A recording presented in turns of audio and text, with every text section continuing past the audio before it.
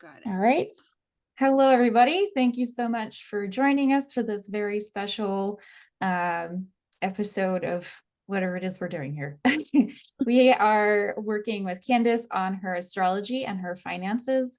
And it was just so serendipitous to have Candice on and talk about her finances and how that impacts her astrology and how the two work together. So thank you so much for doing this deep dive with me today, Candice. You're welcome. I'm excited to be here. Yay. So tell us first and foremost, just so everybody can get a sense of where you are, where does your money come from, who manages it, and about how much money do you bring in each month? Okay. So my husband is the main provider. He, let's see, yeah, he makes around 6,500 a month about on a net basis, and see, and then I manage the money. Good. Okay. So $6,500 a month. You manage the money, but he makes the majority of the money. And then how do you spend your days and what's your main role in the household? I do the mommy chores. I work. I also do have a business, and I get to work with some clients. I like to do that throughout the week. I love being able to help clients and being able to have a lot of consistent clients to where they've worked with me long term. And so that's been really nice, and it was very unexpected on my end. I'm grateful for that. It's really fun to do that. Wonderful. Yes. Yeah, it is fun. It is really fun. Okay, so just so everybody is aware, what we're going to do today is we're going to first and foremost talk about the past and what has informed Candice. And then for those of you who are watching, that's something that you want to ask yourself. What happened in my past that has informed the way I see money and the way that I approach money? Because money isn't just money, right? It's money, job, career, finances. It's all of the things. It's including relationships. And so what happened in my past that made me do those things? Then the next thing we'll do is we'll talk about how Candice feels about money, how she feels about her role in the home, how she feels about her roles in life, what her hopes and dreams are. And then we'll get into the nitty gritty. We'll show you actual numbers of finances. We'll show you how she manages everything. And then we'll get into astrology and how that kind of interplays. And then we'll do some next steps of Candice will work with you directly on what you can do to get to that next level of hope for your big dreams that you want to have. Okay. Cool. Nice. Wonderful. All right. So tell me about your past. What was money like when you were a kid? How big was your family? What were some of the things that you experienced around money and finances growing up? All right. So my parents, let's see, I grew up with my parents in a household where I was the oldest of 5 children. My parents did separate when I was 14, but when I was younger, they had a lot of controversy over money. They definitely had their fights about money. I remember when my grandma passed away when I was 6 years old, and there was a lot of like my grandma passed away tragically unexpected from surgery, and it was let's see, she ended up, or my mom ended up getting a settlement for insurance. And I remember that fight when they got that. My dad wanted to pay bills. My mom wanted to go do something fun.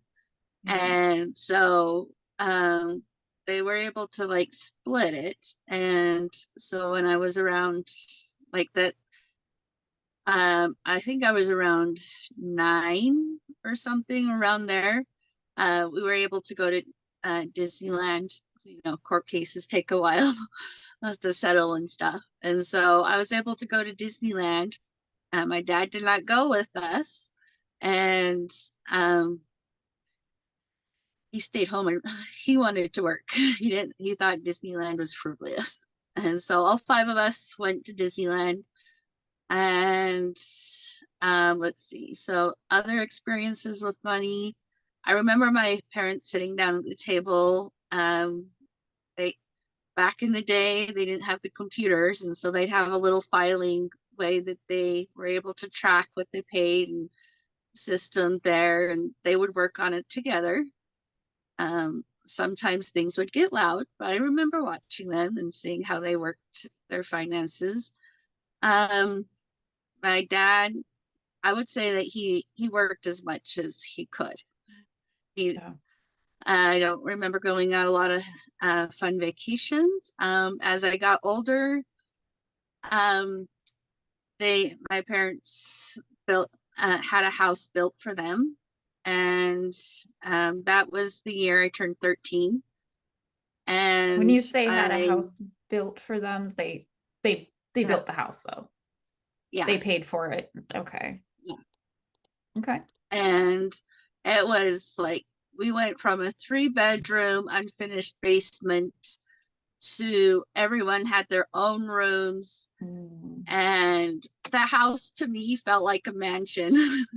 I don't know how many square feet it was, but from where we were going to where we had, the house just felt so huge. And it was such a fun time being able to, yeah, I loved having my own room, having the squabbles with the siblings on who cleans what, that kind of thing. Yep. The house was a big deal to me, and it meant a lot. But the house eventually, like my mom ended up having to go to work. She was a medical assistant. She ended up getting training for that, going to work so that she could help with the increase of expenses.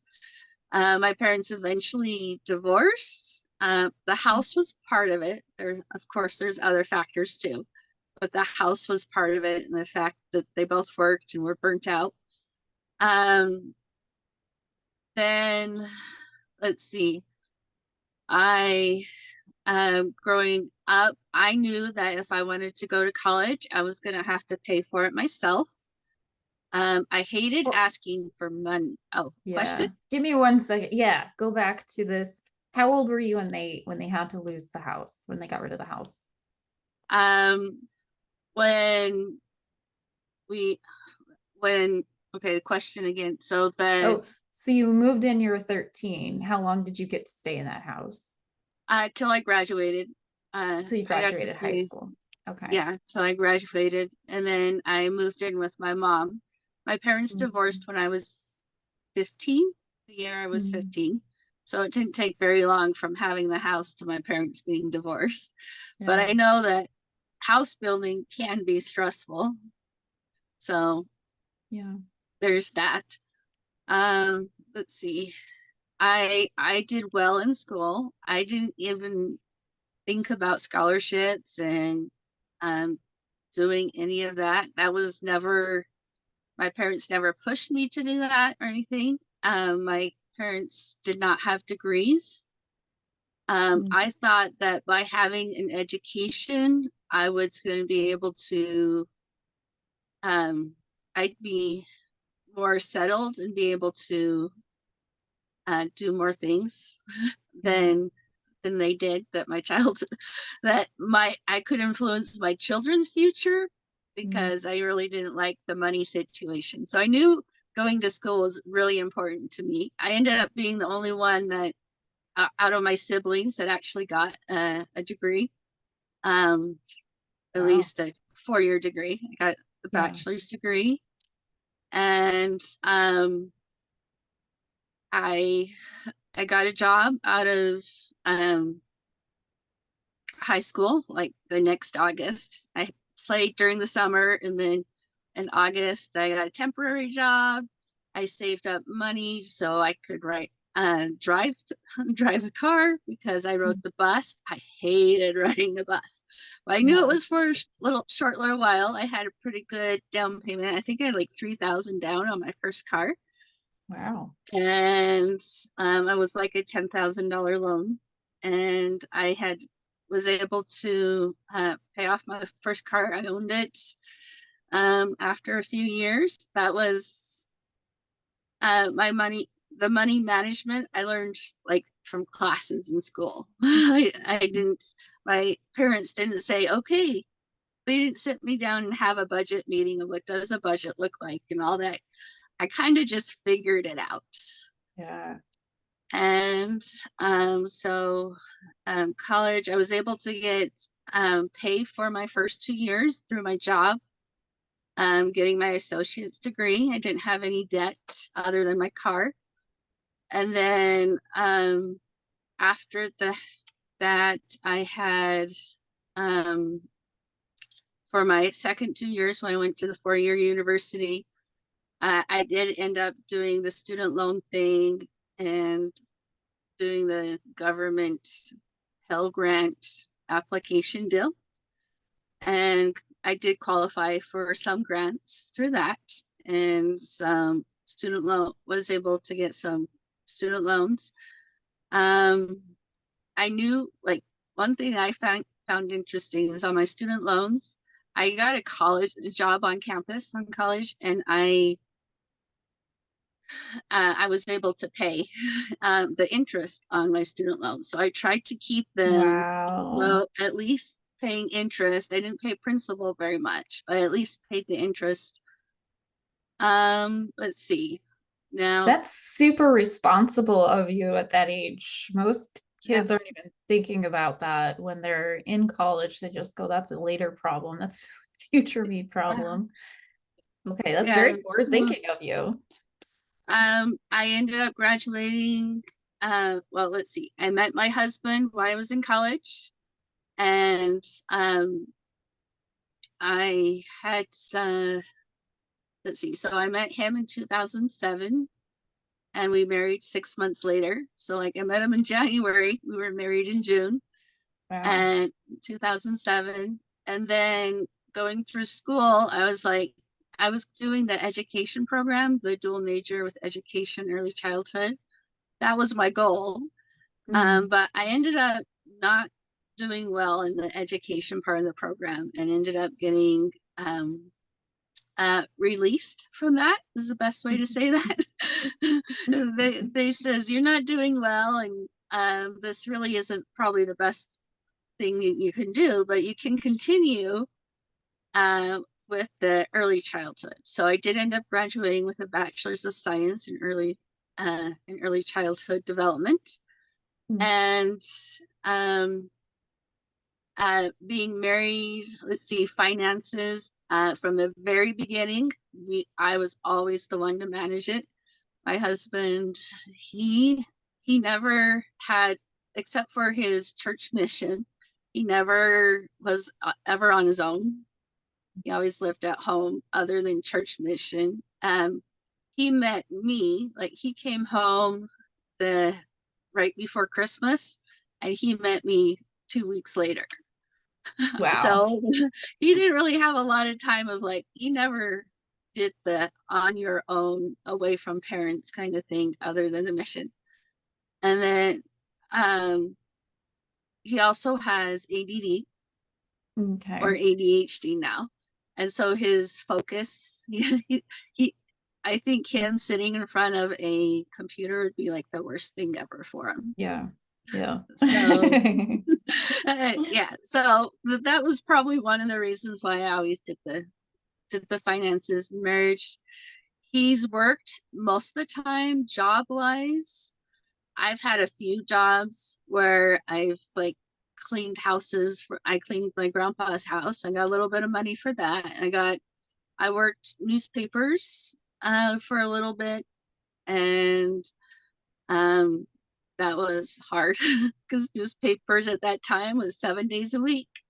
Yeah, that Yeah. was hard. Ooh. I didn't have any days off during that time. Um, Other jobs I've had, those would be I during college I had quite campus jobs, and then I was required to get a job. So let's see, bringing it back, more of my experience coming up through my marriage. I Oh, okay. So I would say the big day, that with finances, I had very few credit cards. I hated credit cards. Should mention that I worked for a credit card company. That was my first job. I worked Mm, in the fraud department, credit cards. I knew how credit cards worked. I hated them. But in January, or not January, July of 2017, um, I my dad was doing the personal mentoring thing, and I was really liking what he did. And I knew getting a mentor was important, and was trying following the personal development track. And um, he was just doing that on his own. He wasn't influencing me other than just saying some of the things that he learned and stuff like that. So we looked into getting a personal mentor because we knew that we needed to um, the benefits of getting a mentor. And however, this was a very high price mentor, and it was the first yeah. one. And so this mentor, he did do well um, for what he did, but I thought um, he asked a lot of money, and Mm, I don't know what I was thinking that day. Anyway, we signed a very pricey contract. Like, it was like almost close to the same value of our home. mm, And so um I every single time I reflect on that, I'm like, what was I thinking? That was so stupid. mm, However, some benefits, I learned some health modalities to what I use now in my business. And I did learn quite a bit in the personal development field. And we just had a lot of beliefs we had to work for. And we ended up yeah. getting some unsecured debt to pay for them, which was credit cards. And um, that was a catastrophe because you have to really like be making the money when you do that. But we were still working through beliefs and working through our junk, and we weren't where we could pay. And Yeah. anyway, so a few years down the road, in September of 2020, we declared bankruptcy, Mm, and we got that paid off last June. So for now, bankruptcy like trashes your credit.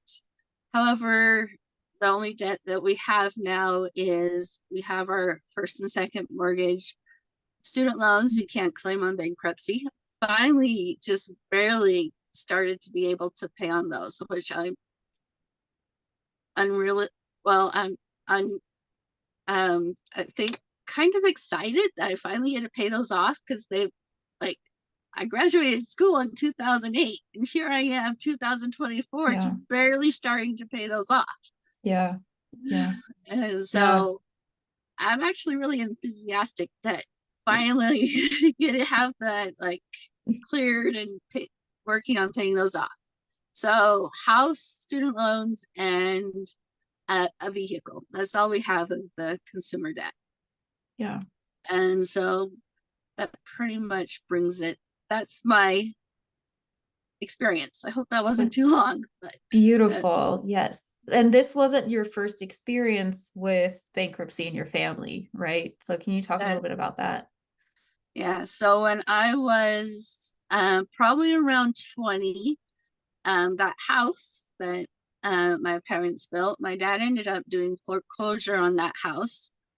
And then he did get remarried when I was 18, and they lived in that house for a few years.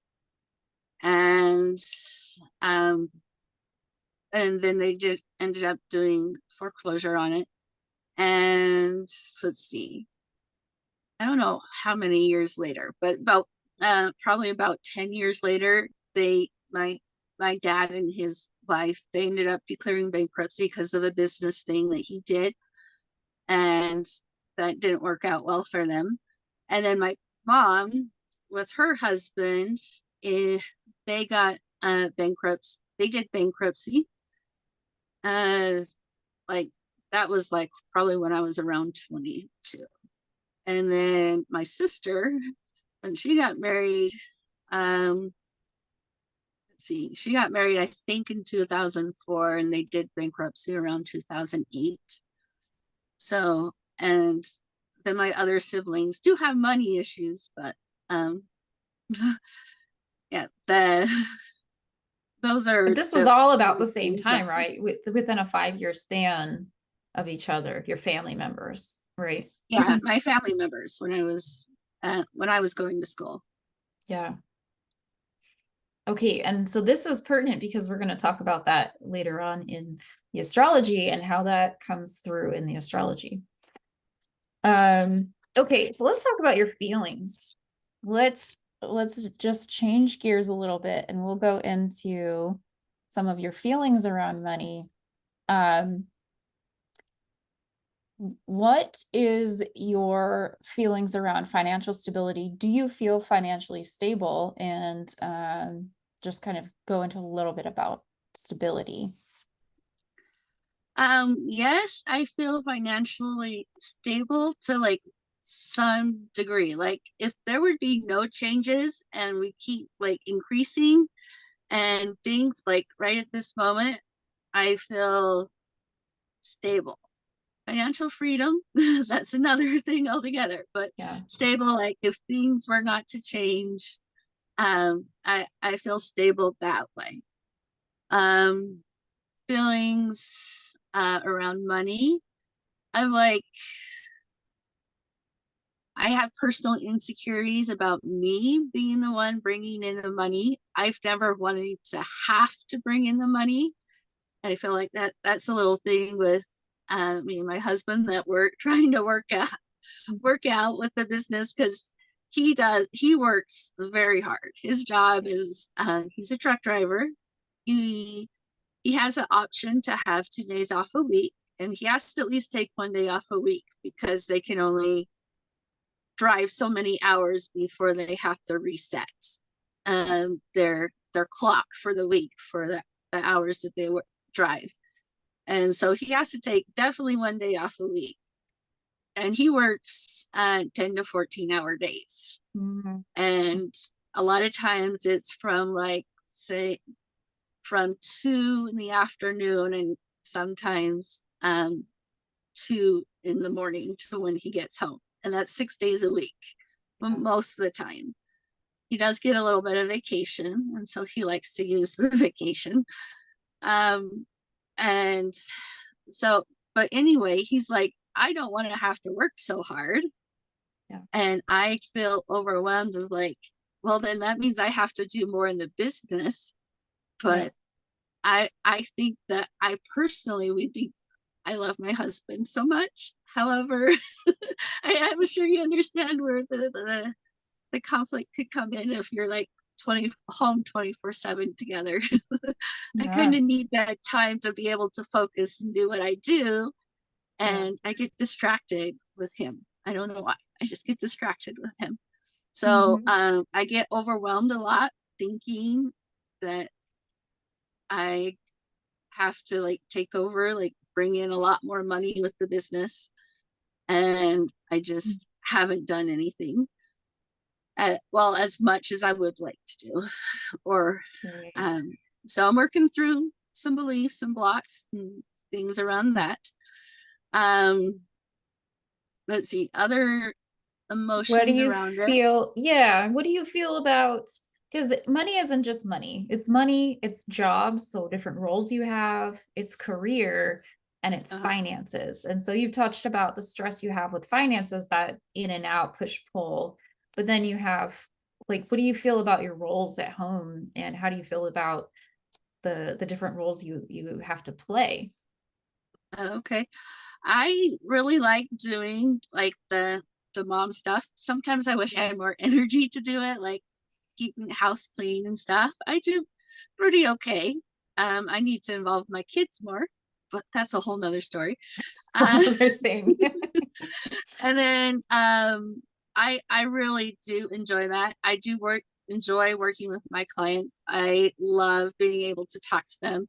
I find that I do really well when I have accountability and I have like if I say I'm going to do something, I show up Yeah. and I do the best of my ability to like be consistent, be on time, and be available for my clients that I do have.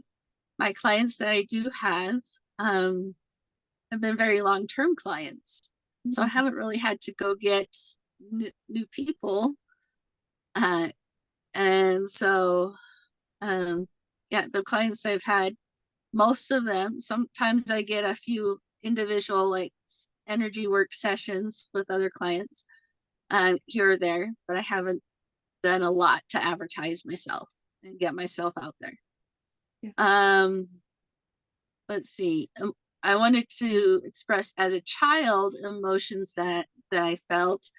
I I did make the beliefs like parents fight about money. It's not safe to have money, Yeah. and um, doing fun things with money, like going on trips and vacations. Like very little. I had a few camping trips and the Disneyland trip. Those are the things that I remember.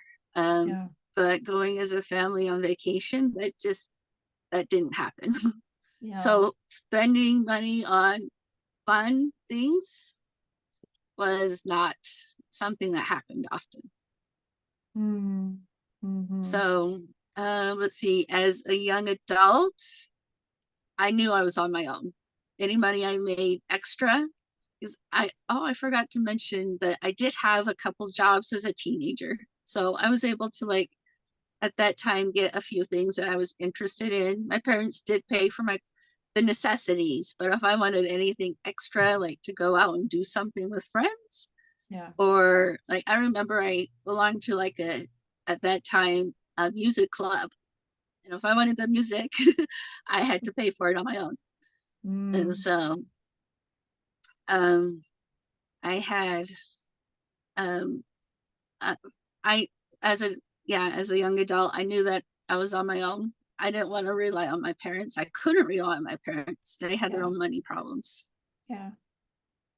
Yeah. It was kind of like you're like, I'm jumping out of the nest. Exactly. Fully. Yeah. Um, what at this point in time, excuse me, what are some of your fears about money? Fears about money.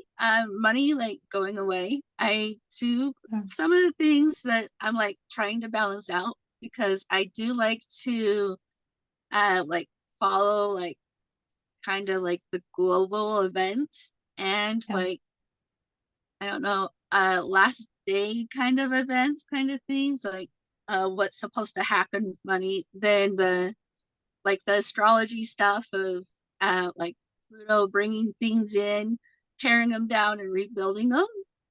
I Mhm. think our money system is going to change in the way we do Right. deal with money. And so like that brings a few fears in with money for the future. As for like me personally having my needs met, I feel that that will happen. I truly feel my needs will be met. My Yeah. wants and desires, that that feels a little more over the top based on like this Pluto blowing everything out of the water and reconstructing it. Yeah. This is good. What are some things, when do you feel depleted when it comes to money or in general? What makes you feel tired? What makes me feel tired? That I feel like I have little control over the global kind of things. Yeah. Um, personally, I've always like I remember one time when I was barely starting my business and I was working with uh, a client and uh, and I was doing something I loved. I was just sharing what I was doing. I was teaching about like energy work or doing a session on somebody. I remembered how easy that is. I remember the thought of how easy money Yeah. can come to you. Yeah. And then I like I don't know why, but that was like a moment frozen in time thinking that thought that money could be easy to be Mm, made. And then it just went downhill from there of like all my insecurities came up. yeah. And so Yeah. um that I stopped doing what I was doing. This is so significant right here. The minute you had the thought of, and you started to believe that money could be easy, and then everything came in to show how that's not true. Wow, this is huge. We'll work on this specific belief just after your astrology, but this is huge. Okay, so then um when do you feel abundant? When do you what are you doing when you feel like very much in the flow and you just go, oh yes, this is great, everything is feeling like everything is singing? What does that feel like, and where what are you doing? All right. I remember like whenever we got those the government help kind of thing, and we had money in savings, and it was so nice having because we didn't spend it right away. We wanted to like be very careful with how we use that because we know um uh yeah because yeah it does go away over time. And so I felt really abundant when I had like I think it was around $8,000 in savings. It wasn't very much. Mm, Well, it was a lot more than we were used to, but it was nice being able to say, um, like if I had miscalculated something in the monthly finances, oh, we can just pull from savings. But yeah, nothing was replacing that. yeah, But right. the fact that we had so much in savings was like, it felt like such a relief and burden off my shoulders. Mm. Just seeing that number there, you go, oh, it's okay. Yes, Yes, I there love was some this. wiggle room. And then, Yeah. let's see, I don't remember if I think we as a family we've been because because my husband wants to do fun things on his vacation because he works so hard. He makes Hmm. sure that we get some fun things to do that he wants to do. So we did do like camping trips. So we always like to go camping and stuff. And so we did um that also helped me whenever I didn't have to like penny pinch. I hate the Yeah. penny pinching. I like being able to say, okay, there's a backup for the backup. Yes. There's the backup for the backup. I love this. Do you travel now? You mentioned vacations, camping. Is it just camping, or what Mostly right does? now it's just camping. But now my youngest is 7. He just turned 7. So Mhm. that's made it easier. Plus having big kids that can babysit because my oldest Yes. is 15. Okay. And so that's made it easier to some degree, but we don't do long trips at all. We've like had like Keith and I long trips like out of state. I think we've had like 4. And I hated paying for the babysitter. I hated Mm, having to rely on somebody else to watch my kids. mhm. I really wish I could have taken my kids. And so I really have a hard time like the being away from the kids and having somebody else be responsible. Maybe there's some trust issues that lie in that too. But I always hated paying for a babysitter when I could be there. I hated like what being torn about being 2 places at once, wanting to be home for my kids, not wanting to pay the babysitter.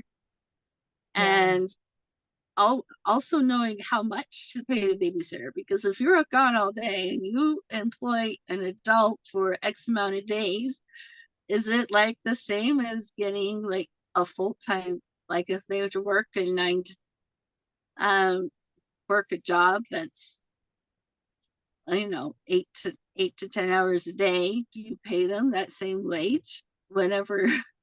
Like, I Yeah. was so torn with that. I hated having to have a babysitter for my kids. Yeah. Yeah. So when you go on trips, you don't take your kids with you typically? The trips that we did were, we signed up for a program with another mentor, and we're Mm-hmm. still part of it. And it's a lifetime membership. And so her programs and her trainings were out of state. They were in Gotcha. Nevada. Gotcha. And so we Okay. would travel and do that, and that would be 3 to 4 days usually when we did those.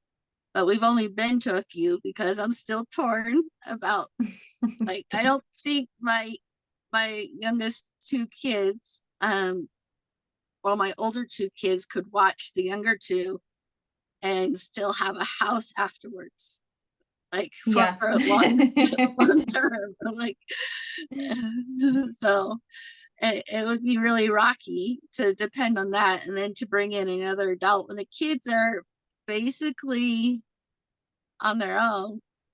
For the Yeah. most part, they can take care of themselves. The younger ones still need some direction, but and need somebody to cook them dinner and stuff.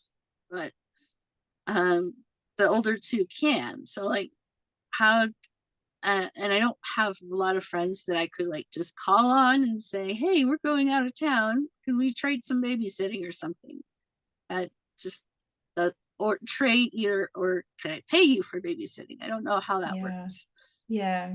So it sounds like you're struggling right now to step into the role of not mom at times, And because what does that even look like? How does that possible? exactly. So, okay, this is great. So when you are doing some traveling, you feel abundant. When you have extra money in your accounts, you feel abundant. When you have lots of backup, you feel abundant. This is wonderful. Let's take a look at your chart. Oh, and is there any other feelings that you wanted to share while I'm pulling up your chart? Um, let's see. I did want to just note that on the camping trips, we do take our kids, and usually it's one or two a year. One or two So, trips a year, which is even more than you grew up with, right? You didn't do a lot of yes, it is. traveling at all. So, Yes. and I think everybody wants to be better than their parents. And if you just look at that, you are doing really well, right? Yep. So this is your chart, Candice. We're going to start by talking about your big three, and then we're going to go into some of the things that you mentioned specific to your feelings about money as a child. And then we'll also talk about some things that you can work towards feeling more abundant, more consistently, and clearing out those old belief patterns. All right. Sounds good. Okay, so you have your big three, for those who don't know: sun, moon, and rising sign. The sun represents your identity, the core of who you are. The moon represents your emotions and how you handle your heart and what you feel and your very most vulnerable emotional state. And then your ascendant is kind of like your outer edge, how you see the world and how the world sees you. So your sun is in Scorpio, in the ninth house. And so what this tells me, Candice, is that um, you have a lot of depth to you. Who you are is a very diverse and deep being. And being in the ninth house, it sort of comes out in this way of wanting to learn a lot of very intricate things, or long travel even is actually very supported for you on this. The tricky thing you have going on with your sun sign is that Chiron is directly opposing your sun sign. And so Chiron, being the wounded healer, is sort of pulling some of that attention away from being able to um, wanting to be able to explore and do those things that you truly want, your heart's desire. And that wound, so Chiron is the wounded healer, right? So that wounding is in the sign of money and the house of family, the family you were born into, not the family you have now. So as you've healed a lot of these things, you've now given yourself more permission to travel and explore those parts of you that are really important.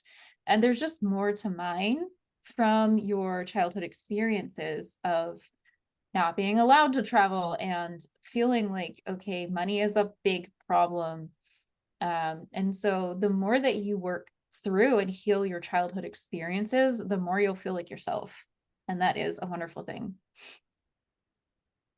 And has that generally been true? Like, as you've kind of cleared out those childhood experiences, you've given yourself permission to be yourself more? Yes. And then just as you were like explaining that, I was like, couple years ago, we did go as a family. We did the whole plane ride and stuff. We did go to Arizona to see an open house for our church, the temple, to go see an Mm. open house, and we went to a friend's parents' house that lived really close. And then that friend, she lived in Denver, and she met us there. So that was really interesting, and that happened 2 years ago. And I would Mm. never have thought of taking my kids on an airplane and doing that. So I didn't even think about that as being like, we've worked through a lot of stuff to like heal our Yeah. money things. I didn't even think how that trip could do, to like, be an expression of healing. That is so wonderful. Yes, yes, it is. And here's the other thing that I found to be extremely important in your chart.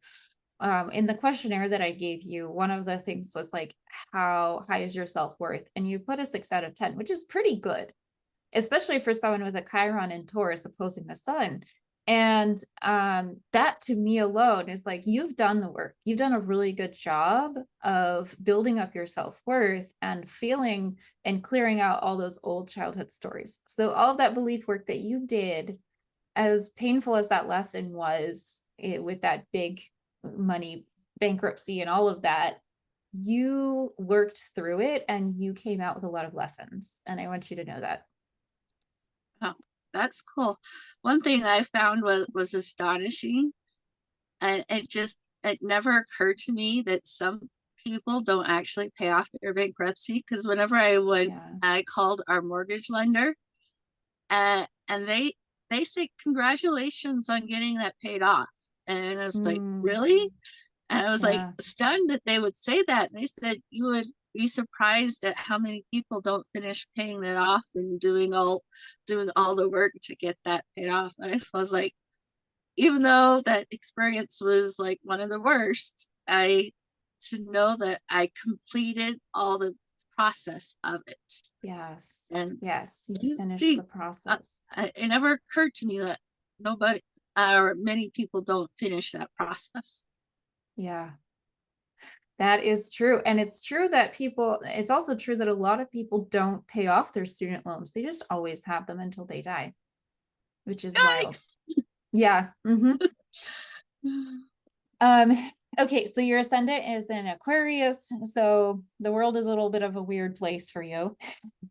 And I know that personally because my ascendant's also in Aquarius.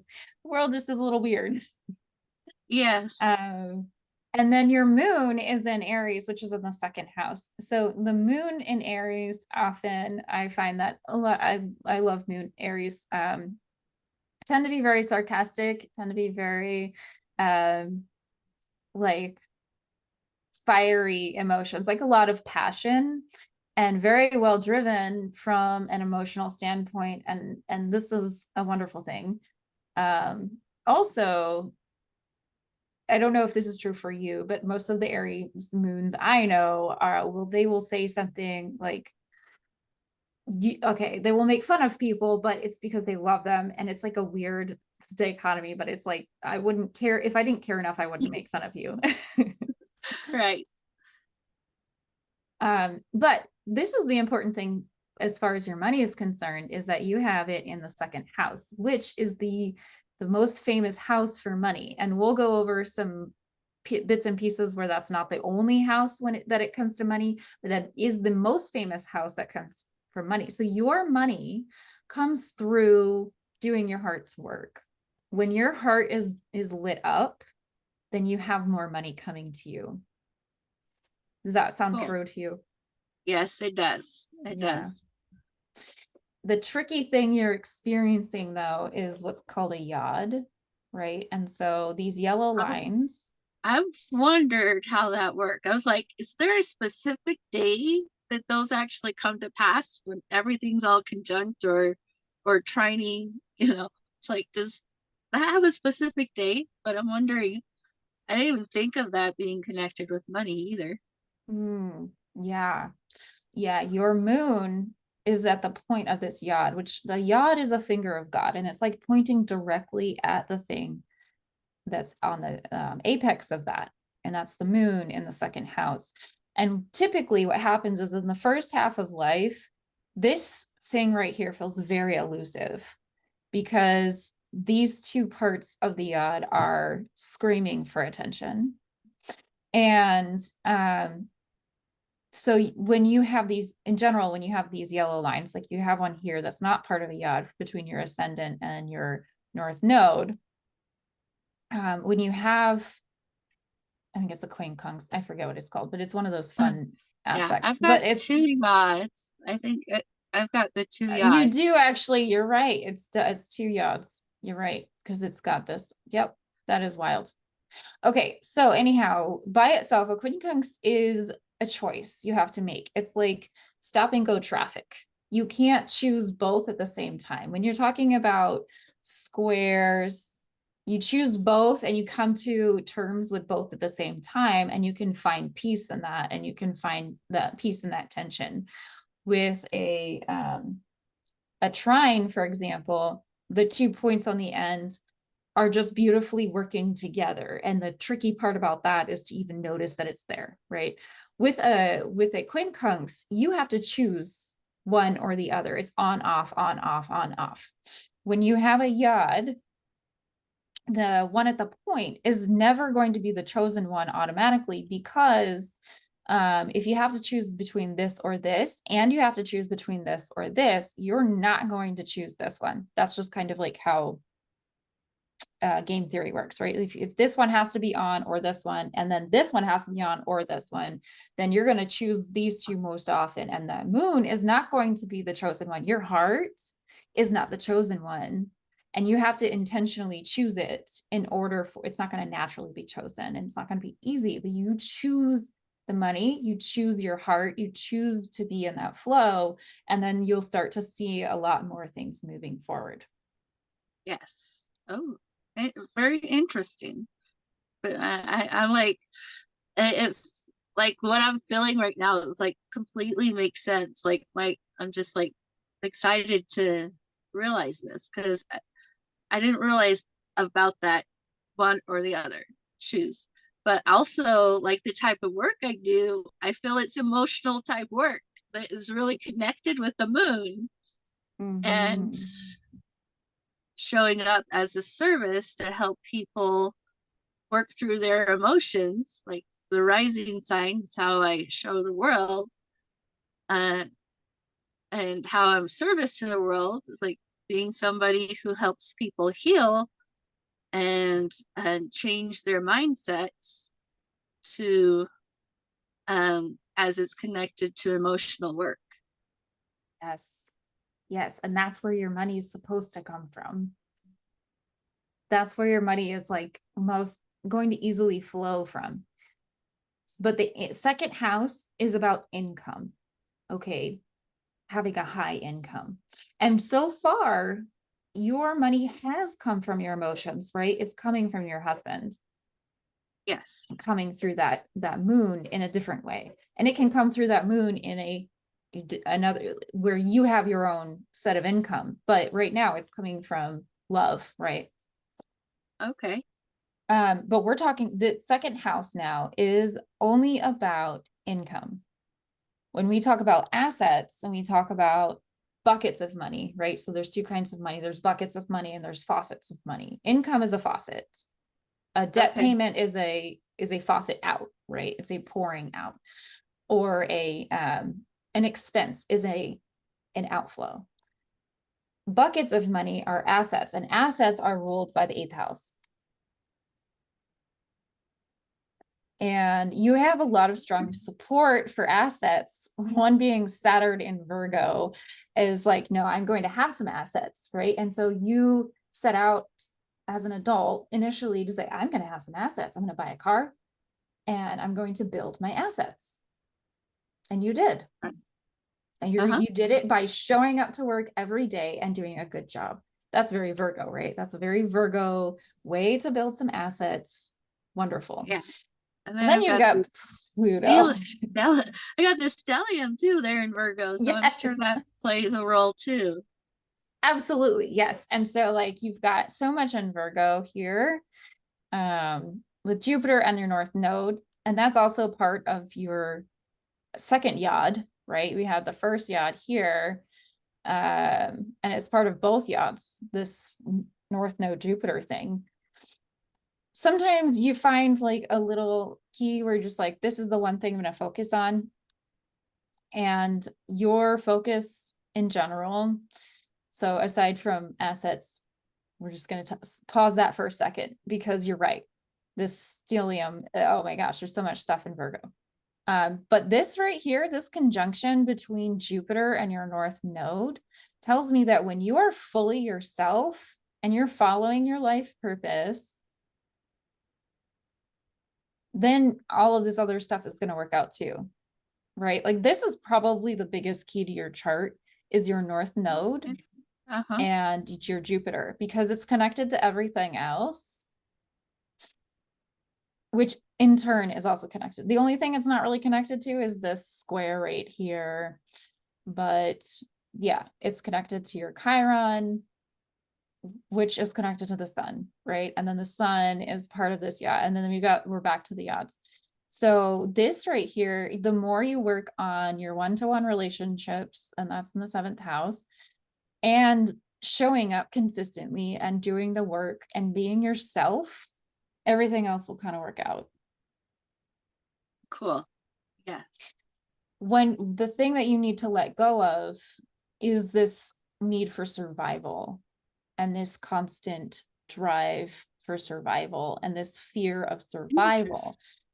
And then you'll be more, because the more you let go of in the first house, the more that slingshot, because the North Node is like an arrow going across the chart, right? And so the South Node is the stuff you have to let go of so that you can finally step into your life purpose, right? And so the thing that you need to let go of is survival and feeling like you're dying. Because when you don't have enough money, it sort of feels like you're dying inside, and it's like, oh my gosh, it's like physical, it's visceral, right? Yes.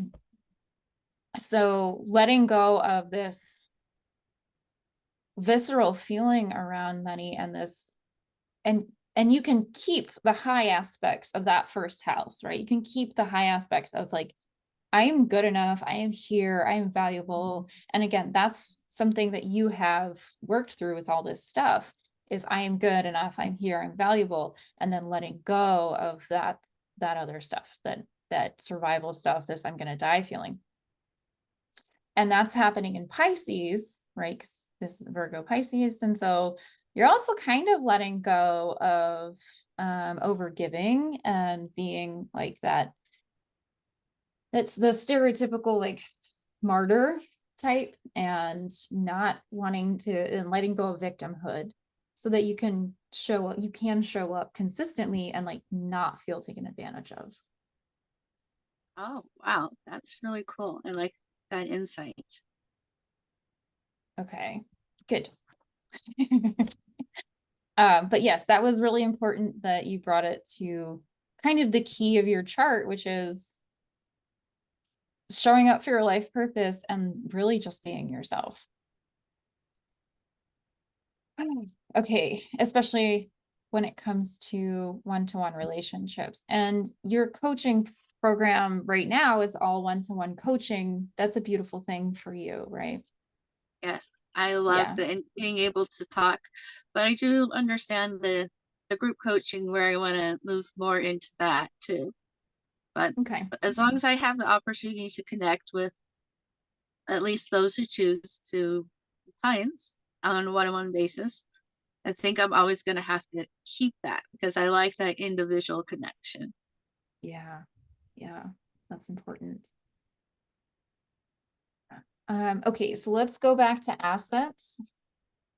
The biggest thing you have in this eighth house, yes, this is super great that you have Saturn in the eighth house in Virgo, but Pluto in the eighth house is like, uh, I'm like wondering how that's going to work out where like the where the world is with Pluto moving into Aquarius and like because I that yeah. does influence well Pluto in general, but then there's a personal influence of Pluto too, and like are they seem to be closely related. So the personal influence of Pluto moving into Aquarius has more to do with your ascendant than anything else. And because Okay, your ascendant is connected, because it's very early on in the Aquarius degrees. And so Pluto's at 0 degrees Aquarius, and it's going to take like 20 years, 25 years or something really long to get all the way through Aquarius. So it will spend a long time in each degree. And so your ascendant is really what's going to feel the impact of Pluto's movement right now. But your natal Pluto is in your eighth house in Libra. And okay, so the transformation that you're experiencing is your intent. You came here to experience massive transformation in eighth house themes. So, what are eighth house themes? Things like, well, bankruptcy would be an eighth house theme, taxes are an eighth house theme. So, eighth house, practically speaking, is about death and taxes, it's about assets, it's about high risk, high reward kind of things. So you came here and your family had all this bankruptcy. It's totally in alignment with your chart to have all this bankruptcy in your family and have you have bankruptcy. And that is something that your soul probably chose into just as an experience to have. And it's fully okay to have that experience. Like if you have shame or guilt left around it, like start to release that because it's an experience that it was something that you really kind of probably wanted, something to that effect, right? yeah. I just had a memory come back to mind, and I totally forgot about it when Heath and I were first married. Before as my oldest was, I was pregnant with my oldest, and when he was a little one, my I was babysitting my uh my in-laws, so my husband's brother and his wife. I was babysitting their kids.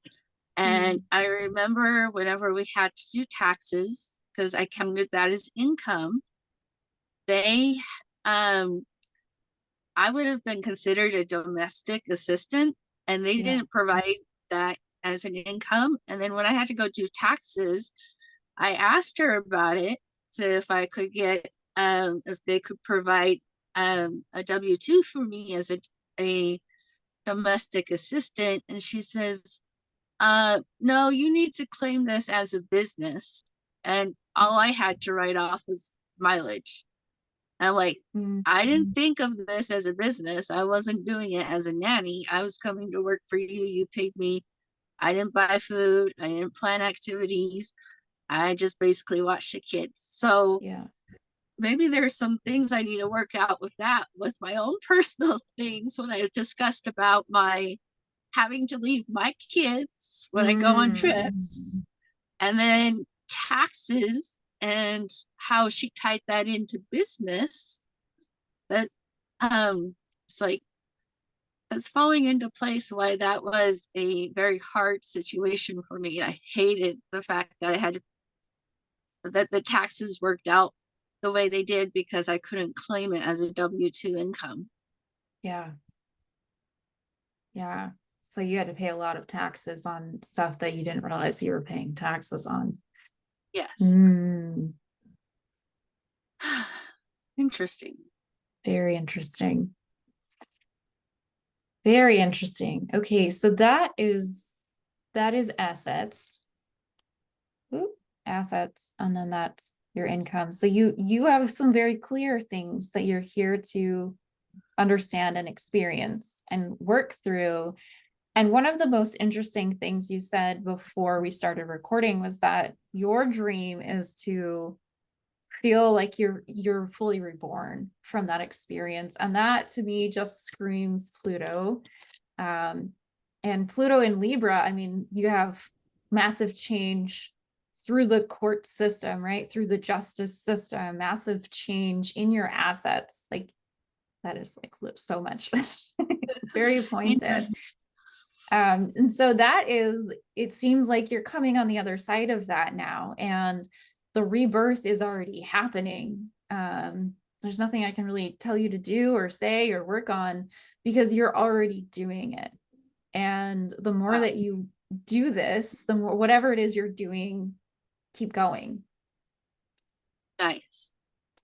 That is I, what I want to I like say. that. Yeah. So yeah, some of the things that I'm doing is like I'm uh doing working with uh another person. I work with like do Ali Dozette's classes, and I've done a lot of her belief work, doing the personal mentoring. I work with a coach. I'm getting accountability I need because as my human design plays a role. I just was reading something on Facebook about how a generator needs accountability and stuff like that. And so I just talked to my coach about being accountable to her to take some action steps to build a YouTube channel. And I like listen to affirmations. I've been writing affirmations. I'm like ready for this rebirth process to continue, like to grow. Yes. Yes. You are doing it. You are doing it. Okay. And then one last thing I wanted to touch on is let's look at the nitty-gritty of what you have going on. And then let's talk about what kind of hope do you have for the future? Okay. So these are you said your income is 6,500 a month net, right? Not gross. And then these are Approximately. your approximately, yeah. And these are your expenses. Oh, I didn't sum them all up at the bottom. But do you feel like you make more money or less money than you spend each month? We get really close to zero. Okay. um we get really close to zero. um One thing that I've always hated is fees. I hate the Mm. bank fees. I hate the overdraft fees. I hate late fees. And that will just send me into like a panic attack, knowing that I'm getting paid, having to pay more than if I just paid on time. If I have like a late fee, or just drives me nuts, like interest on a credit card, and not being able to pay that off at the end of the month. Yeah, not my most favorite thing. And so I used to be like before bankruptcy, I realized that I had one of the beliefs of like, as long as I don't go into the overdraft, I was making it. Yeah. And now my belief is like, I want to have a good couple 100,000 in a savings account and another savings account eventually. Like that's my further off dream. Yeah. And so um I I'm starting to become more aware and changing that I we need to do some saving. Yeah. And like sometimes from when I look at people who like do a lot of like fun activities, a lot of recreational entertainment and go out to eat, and I'm like, how in the world are they making their other obligations that I know nothing about? And it just looks on the outside like a lot of people are having fun, and here we are, like, barely, like, the children's activities, like for my oldest is like where most of that has been going. And so he's 15. So that just tells me, like, as my other kids get older, that that category is going to expand and be more. And um the I'm trying to remember where I was going with this. Just that I oh, that's right. I just don't see how everybody at least comes out with being like just barely over or just barely making it. Yeah. Or how much are they relying on credit cards that I don't even know about? Mm-hmm. So Mm-hmm. I remember having those same thoughts when I was just starting out. It's like, how is it? Are other people really making that much more than me? Or are they like, how are they paying for this? This doesn't make any sense. Like, how are people going out every week and doing all kinds of stuff and exactly. trips? And Um, one thing that really is like applying is like we live in a townhome, and yeah, so our mortgage, it isn't very much, but then we bought in 2013, and so our equity has gone up, but but our mortgage payment is like, I can't even see getting a bigger house when we're like getting close or just barely above uh our expenses. And I don't think that we have that many expenses. There's a lot of people that probably have a lot more expenses. So, yeah, but right now with the business, we are contributing a lot of our personal income to our business. yeah, So, yeah. What is, when you look at these numbers, how often do you look at these numbers, by the way? um, at least every 2 weeks. So I'm like right on top of the Right on top of it. finances. I'm like, Yes. uh, yeah. And when you look at them, what are some emotions that you have? What are some things that come up? And if anything at all? Let's see. There's a little bit of like, and um, there's just like a little bit of worry of like, because we don't have savings to fall back on. Yeah. Uh, I have $100 in my savings account for our business that we are, well, that's like, yeah, that's going to be paying taxes because I know that's coming up here, and we need to start saving that now and putting away so it doesn't feel as stressful when we have to pay the accountant. Yeah. Um, so emotions come up are, it's getting more neutral, like, but there's still like this slight worry of like, what if I forgot something? Because I do the finances so close to like, we have X amount of dollars, we have this amount of bills, we have $200 to play with, and that can Mm, be like buying milk and bread kind of thing. So it goes so fast. yeah. That little the wiggle room isn't much, and so it's like I get a little. So there's some worry, and there's some. As long as I do everything correctly, I didn't screw up and forget something, then there's an okay. I feel like I have to be on top of it. I hate the late fees, Mm, and I'm getting better at the.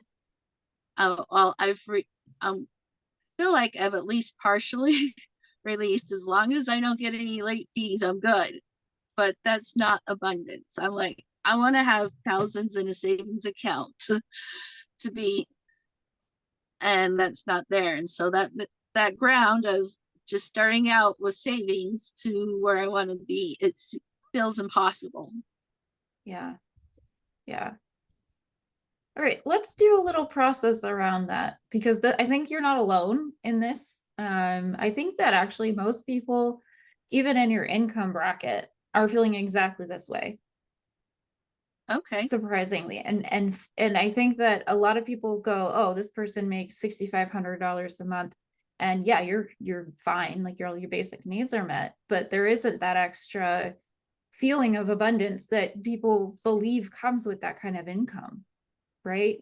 Right. And so let's just kind of have a little moment around all of this.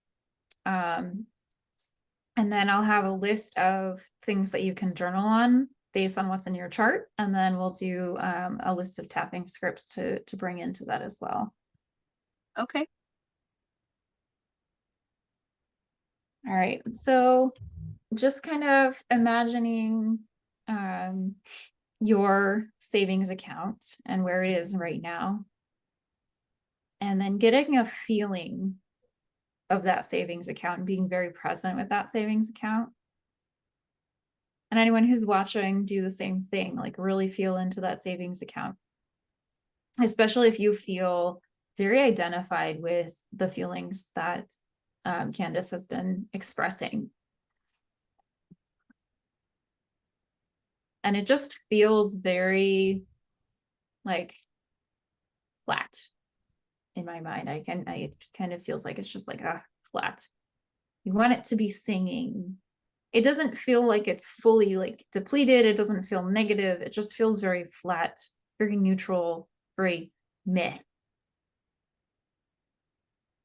And so we're going to ask the bank account, what do you need? What is it, the thing that you're missing to sing? What is that thing that you're missing to feel the symphony of abundance?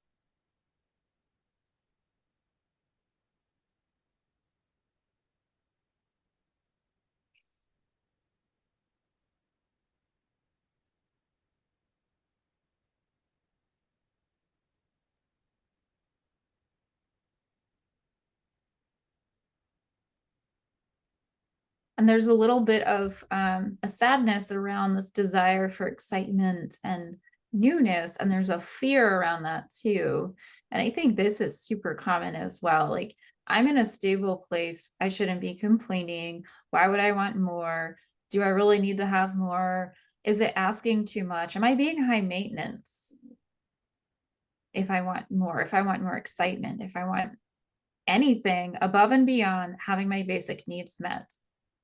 And the phrase that's coming into my mind as we're talking here is I need blah blah blah, and then the parent says, no, you don't need that, you want it, and totally negates the value of a want. And we're going to unwind this a little bit because it is the true thing is that it's important to know the difference between wants and needs. It's also important to recognize the value of wants. And we're going to let that come through.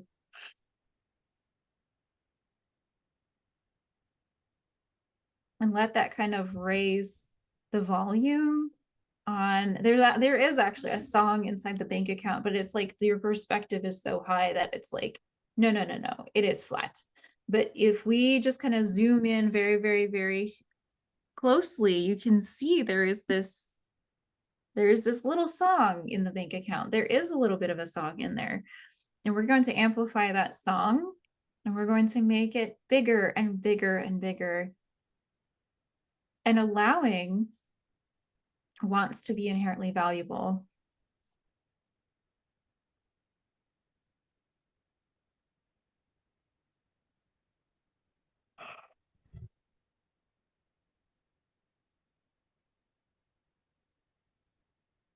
Right, it's wonderful. And then we're going to, and I'll write these down as you say them.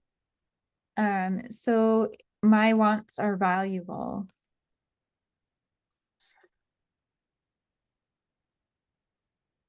That's something to journal on, and you can tap it in as well in the future. My wants are valuable. This is also, it's your Aries moon is singing to me with this, and it's interesting. There's all this musical stuff. I'm like not a musical person, but you are. And so that's where it's coming from. Interesting. I was thinking, for some reason, I was thinking music was going to come up for some reason. I don't really sing very much. I do like some kinds of music. My music preferences has changed as I've gotten older and doing like personal development, going higher frequency and things. Yes. But I've always wondered where music plays a role. Like, is there a way to see that in your charts? Or Um, I think it's got a lot to do with passion. And like I said, I'm not an expert on music, but for you specifically, the sound is coming from your moon sign. And the more you lean into that Aries moon, that is going to be your key. And Aries is all about like unapologetically being yourself and letting yourself fully be you and feeling alive. And so there's this feeling of like, there's this fear that like, if I feel too alive, I'm going to die. right.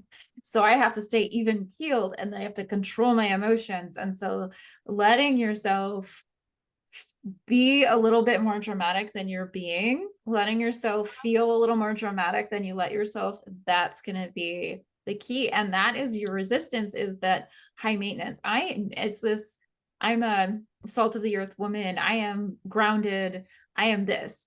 And letting yourself feel a little bit high maintenance and leaning into those wants, because wants are coming from that Aries moon. My wants are valuable is probably going to be the most powerful phrase you have for yourself, because it brings in the want is both your Aries moon, like the idea of wanting something. It's like coming from your heart. I want to get it. And the fact that it's valuable, it's in the second house. And so my wants are valuable. My wants are valuable. Beautiful thing. Interesting. Because I find myself too, when I get kind of bored, I love to do puzzles. Yeah. They're like one of my most favorite things to do. But I find myself going to that because I don't feel like I can do any of my wants because it feels like all my wants cost money. Yes. So I stay home. I still do something I enjoy, but I'm like very uh I'm like all my wants cost money. As long as I find something I can do and enjoy at home, then yeah, that's what I end up doing. Does that make Yes. sense? Yes, it does. I used to do this with grocery shopping. It was, I didn't feel like, I shouldn't spend a bunch of money. So I'd get great deals on clothes. I'd spend like next to nothing on my clothing, but then I would lavishly um give myself expensive food, right? And so I would go to the health food store and I'd buy supplements, and I felt like that was okay because it was a necessity. But and it was great for my body, right? I ate really well. But it's the same thing, like you're saying, like I'm going to have a puzzle because it's what I want. It's something I really love to do. And it doesn't cost that much. And so letting yourself kind of play with those things you want to do that are a little bit more, maybe, and see what that would cost and how could you kind of save up for that. And maybe you can work with your business and do your coaching or your energy healing work and say, oh, well, okay, I'm going to take 5% or 10% and put it towards stuff that I like. And that might actually fuel your business to grow. Because then you're like, oh, the more I work, the more money I can make to do this cool thing that I love. But if you don't have permission to do it in the first place, then you're going to go, oh, no, I can't do that. Exactly. And then I was like wondering, like one of the nice things about the business though is like you do get a bunch of write-offs in tax season, and so like Yeah. I like decide, hey, I'm gonna go do this business class. It's gonna be fun for me, and I get to write it off Mm-hmm. associated with my topic of my business, and so that's like I like get a little conspiracy. It's like, hey, I could work this out to my benefit. Mm-hmm. I don't know who hasn't done that.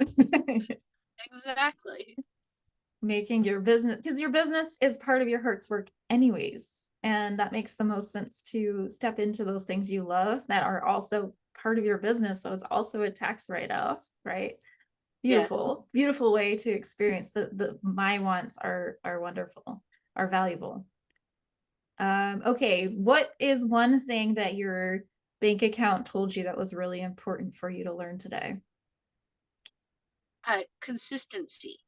Just Mm, be consistent about a little bit counts and just be consistent with even a little bit. It adds up. The compound interest, the compounding of um the habit of just being consistent.